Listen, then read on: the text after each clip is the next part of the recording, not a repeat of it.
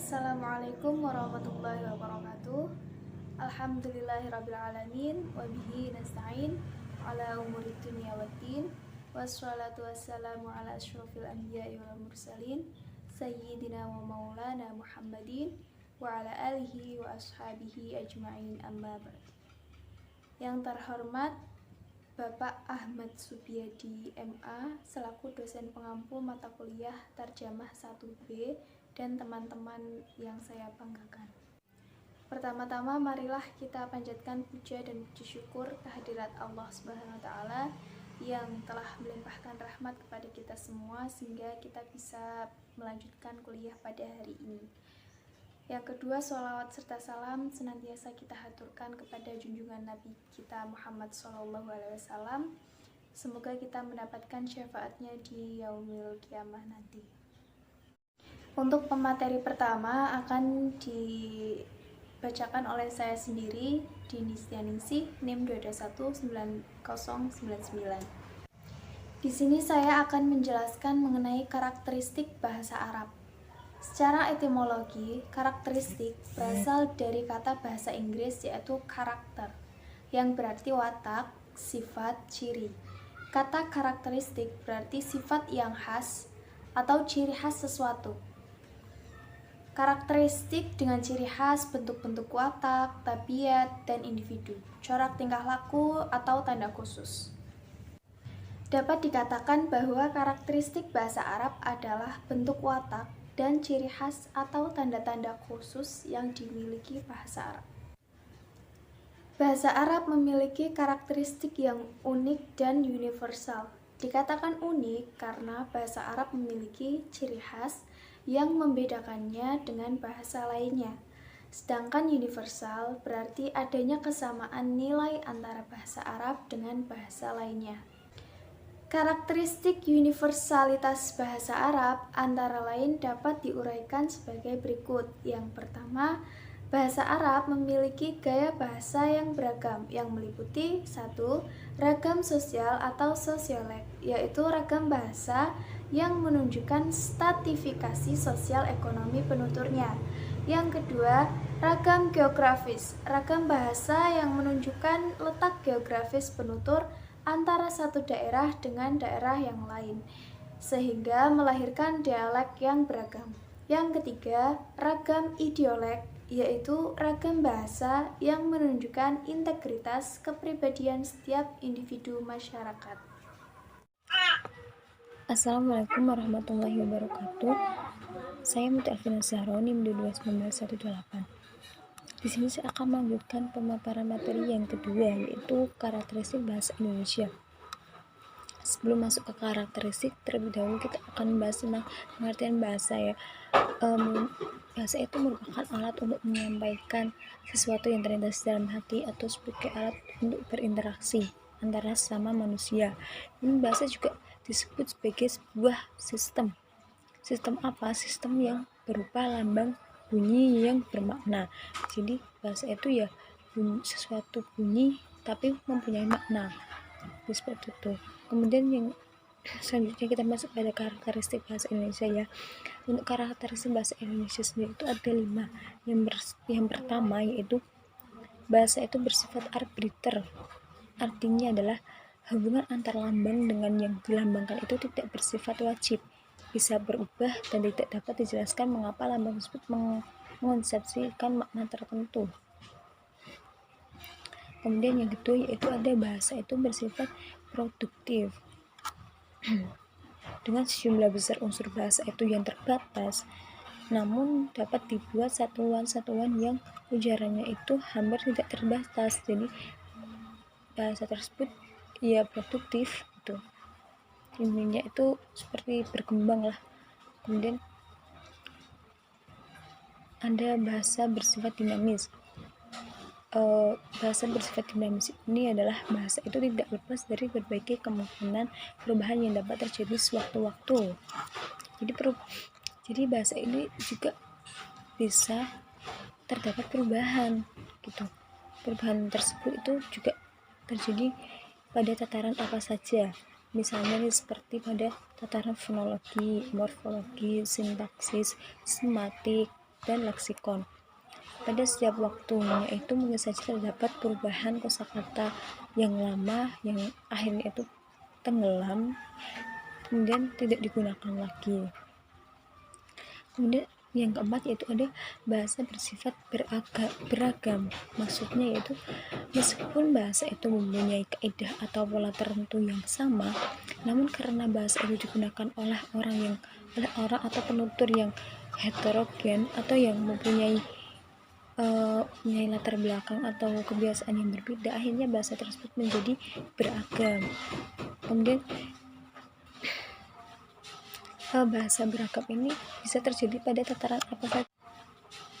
Bahasa beragam ini bisa terjadi pada tataran apa saja, seperti yang tadi di atas yang dinamis itu pada tataran fonologi mungkin saja, kemudian ada morfologi, kemudian ada sintaksis maupun dengan tataran leksikon. Kemudian dari karakteristik yang 5 yang terakhir yaitu ada bahasa itu bersifat manusiawi. Maksudnya itu bahasa itu adalah sebagai alat komunikasi verbal hanya dimiliki oleh manusia. Hewan tidak memiliki bahasa yang dimiliki seperti manusia. Hewan hanya memiliki alat komunikasi berupa bunyi dan gerak atau isyarat. Itu tidak dari bunyi, cuma bahasa yang bersifat hanya bunyi, gerak, isyarat itu tidak termasuk atau tidak bersifat produktif dan dinamis. Itu bukan karakteristik dari bahasa. Dan jadi hewan itu tidak memiliki bahasa seperti layaknya manusia. Kemudian manusia itu bisa menguasai bahasa itu karena belajar dan bukan hanya dengan insting saja atau hanya naluri saja, namun dengan cara belajar. Dan hewan itu tidak bisa belajar layaknya manusia. Jadi bahasa di sini bersifat atau punya karakteristik manusiawi itu ya karena memang hanya manusia yang bisa mempelajari itu. Kemudian ada karakteristik bahasa Indonesia secara ilmiah. Ini dibagi menjadi beberapa karakteristik. Yang pertama yaitu ada cendekia, yang artinya adalah bahasa Indonesia itu bisa digunakan secara tepat serta seksama, sehingga gagasan yang dibuat oleh penulis itu bisa tersampaikan dengan baik kepada pembacanya. Kemudian yang kedua ada lugas dan tegas. Artinya adalah bahasa Indonesia itu mampu menyampaikan gagasan ilmiah itu secara tepat dan jelas dan tidak meragukan. Setiap gagasan diungkapkan secara langsung sehingga makna yang ditimbulkan itu adalah makna yang lugas. Kemudian yang ketiga juga ada objektif. Artinya adalah harus menghindari kata-kata yang bersifat objektif. Kalimat bahasa Indonesia ilmiah dikatakan objektif bila mengungkapkan sesuatu dalam keadaan sebenarnya. Jadi benar-benar real. Itu objektif itu ya sesuai dengan kenyataannya yang kita lihat gitu. Dan objektif itu tidak dipengaruhi oleh emosi-emosi pribadi dari pembuatnya atau pemegangnya gitu. Dan objektif itu tidak dipengaruhi oleh emosi-emosi pribadi dari pembuatnya atau pemegangnya. Kemudian yang keempat yaitu ada ringkas dan paten. Artinya tidak ada unsur kata atau kalimat yang terbuang karena dilebih-lebihkan. Artinya pemakaian unsur bahasa di dalamnya itu benar-benar hemat, jadi padat. Kemudian padat sendiri itu adalah merujuk pada kandungan gagasan yang diungkapkan dengan unsur-unsur bahasa. Kemudian yang kelima yaitu ada konsisten. Artinya adalah bahasa adalah pengguna unsur bahasa itu, tanda bacanya dan istilah yang sesuai dengan kaidah yang digunakannya itu secara konsisten dan bersifat taat azas, selaras dan tidak diubah-ubah. Mungkin seperti itu saja pemaparan dari saya. Selanjutnya akan dilanjutkan pemaparan materi yang ketiga. Terima kasih.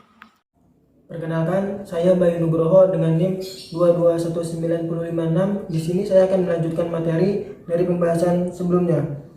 Sekarang perbandingan karakteristik antara bahasa Indonesia dan bahasa Arab. Yang pertama itu kata. Kata itu terbagi menjadi dua. Yang pertama leksikal dan gramatikal.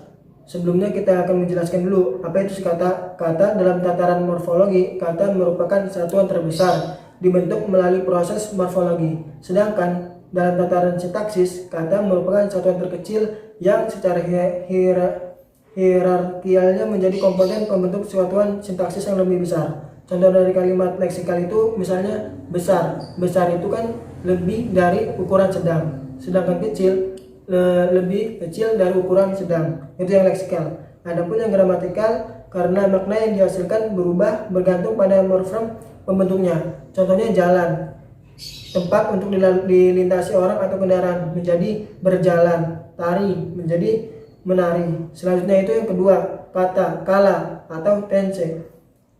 Kala merupakan salah satu cara untuk menyatakan temporal deiktis melalui perubahan kategori gramatikal verbal berdasarkan waktu. Seperti kemarin atau lampau, besok atau nanti, sekarang atau masa yang akan datang. Di dalam bahasa Indonesia, contohnya paman menanam jagung. Frasa sudah menanam merupakan kala yang mempunyai makna lampau atau sudah terjadi. Adapun di dalam bahasa Arab, kita mengenal yang namanya fil madhi, fil mudhari ataupun amr. Contohnya kalau fil madhi doroba, dia telah memukul. Yang ribu, dia akan memukul atau dia sedang memukul. Selanjutnya yang amrnya itu idrib, pukulah atau masa yang akan datang atau perintah. Yang ketiga itu jumlah. Jumlah adalah kategori gramatikal yang membeda-bedakan jumlah dalam suatu bahasa. Contohnya langsung contohnya. Yang pertama itu dua mangga itu besar. Dua mangga itu menunjukkan dua buah mangga. 10 rumah terisolasi. 10 rumah merupakan bentuk jamak dari kata satu. Adapun contoh di dalam bahasa Indonesia, laki-laki itu sedang membaca koran. Laki-laki itu berarti bermakna tunggal atau singular. Adapun yang kedua, buku-buku itu banyak diminati pelajar. Buku-buku bermakna jamak atau pluralisme. Selanjutnya contoh dalam bahasa Arab. Kita mengenal dengan namanya isim mufrad, isim mutsanna atau tasniyah dan bentuk jamak. Adapun bentuk isim mufradnya itu ketika tinggal rofa dengan doma. Adapun tinggal nasab dan jar itu dengan ya. Selanjutnya itu yang persona. Persona berasal dari kata Latin persona sebagai terjemahan dari kata Yunani prosopon yang berarti topeng. Topeng yang dipakai seorang pemain sandiwara. Adapun persona dalam bahasa Indonesia terdapat dalam bentuk Indo atau Eropa, yaitu maskulin, feminin, dan netral. Contohnya persona yang pertama itu aku dan saya, yang jamannya itu kami dan kita. Yang kedua engkau, kamu, anda, dan jamannya itu kalian. Yang ketiga dia, ia, beliau, atau jamannya mereka. Contohnya persona yang pertama, saya baru mendengar kabar meninggalnya Ustadz Jeffrey. Kata saya pada contoh di atas merupakan pronomina persona pertama atau yang sedang berbicara. Yang kedua, engkau bagaikan bidadari di hatiku. Kata engkau pada contoh di atas merupakan pronomina persona kedua atau yang sedang mendengarkan. Yang ketiga, mereka sangat mencintai negeri ini. Kata mereka pada contoh di atas merupakan pronomina persona ketiga atau yang sedang dibicarakan. Adapun persona dalam bahasa Arab kita mengenalnya dengan istilah dhamir seperti huwa humahun, hiya humahunna, anta antum antum, anti antum antunna, ana nahnu. Sekiranya segitu yang bisa saya jelaskan. Terima kasih. Baik, terima kasih kepada teman-teman yang sudah memaparkan materinya. Kami dari kelompok 6 memohon maaf apabila ada salah-salah kata. Dan semoga apa yang sudah kami jelaskan tadi dapat bermanfaat untuk kita semua. Terima kasih. Billahi taufiq wal hidayah. Wassalamualaikum warahmatullahi wabarakatuh.